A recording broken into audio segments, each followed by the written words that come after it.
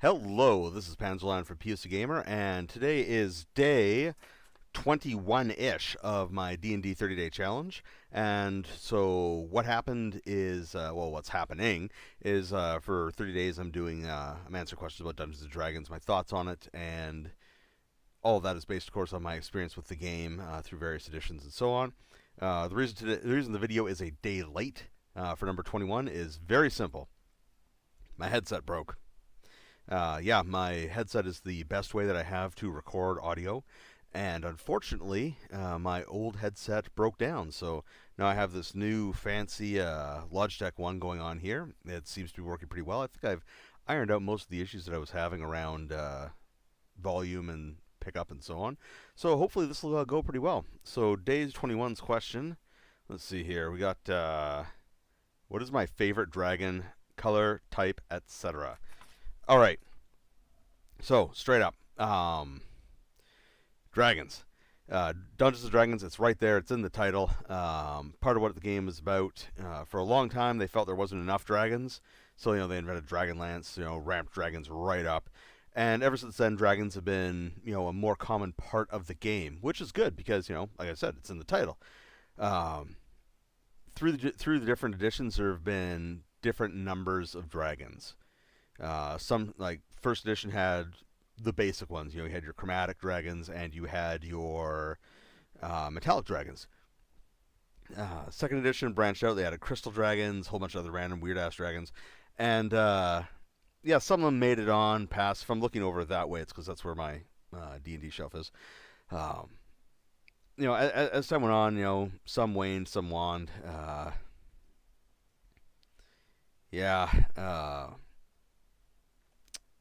Some just didn't make the cut into later editions, which is too bad, because my favorite dragon is in this monster manual, the second edition monster manual.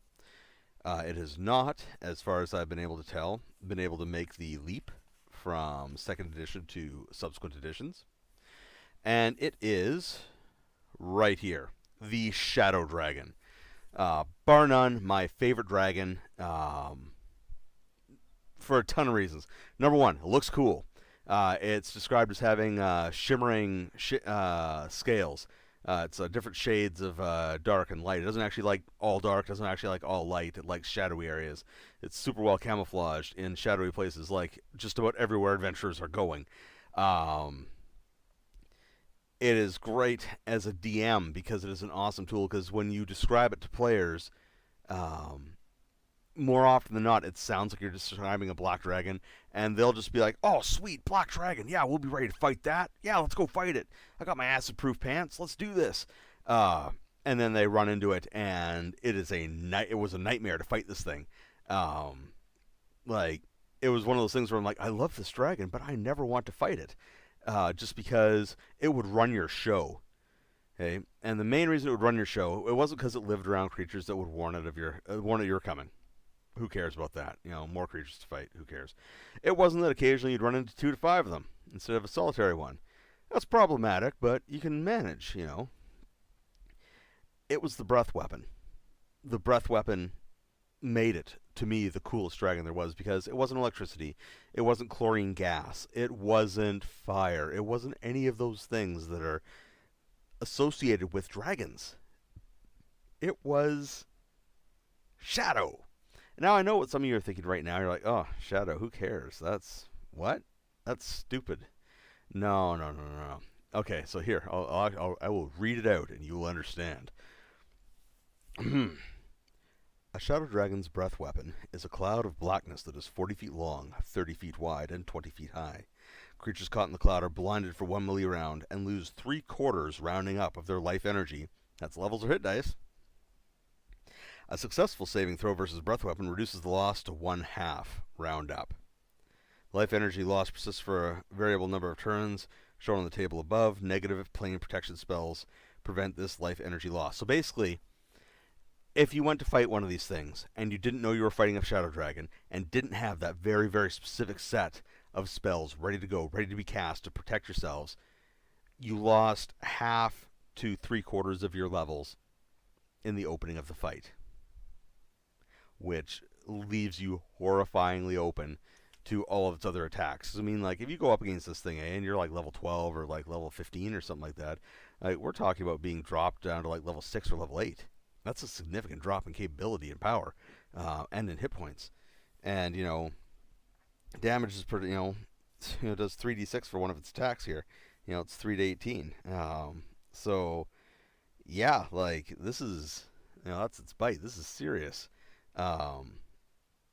And wow, like losing that much of your power right off the hop is like, how do you deal with that? Well, you run obviously, or if you're powerful enough, you like take it on the chin and keep fighting. But it's part of what made the dragon very cool to me. And as I said, unfortunately, this dragon has not made the leap into later editions, which I feel is a shame because that would have been just a nightmare in third or fourth. And, well, I imagine it would have been a nightmare in fourth. Didn't play a lot of fourth. Anyways, and in fifth, it'd just be fantastic. So, there it is. Day 21, my favorite dragon, the Shadow Dragon. By far. No hands down, no competition, no hemming or hawing as in previous ones. It is that and that alone. So, that's it for this recording. Thank you very much for listening. Check out my blog, POCGamer.com. Check out my Twitter, where I'm at POCGamer. Very unsurprising there. And, of course, I have Facebook as well, so please check out my Facebook, and that is at, just search for POCGamer in the Facebook bar. It'll take you there. Thank you very much for watching. See you tomorrow.